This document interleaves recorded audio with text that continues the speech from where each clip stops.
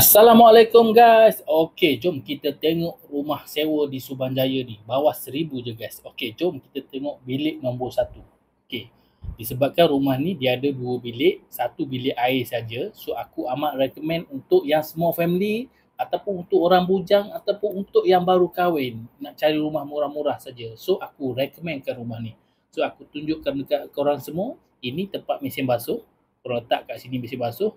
Nampak tak tingkap tu? Kita dah tukar baru, sliding, siap tinted lagi. So lantai tu korang nampak tak? Itu jenis SPC, kita baru je tukar, belum ada orang rasmi lagi. Sama juga dengan tandas ni, itu tandas jenis lipat yang model baru.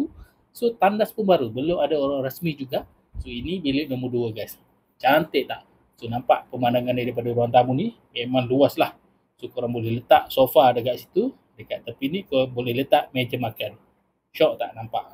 Kalau korang minat dengan rumah ni, cari sewa yang bawah 1,000, area Subanjaya, ini dikira jackpot guys. Hubungi aku sekarang sebelum ada orang lain yang book. Okay, bye-bye.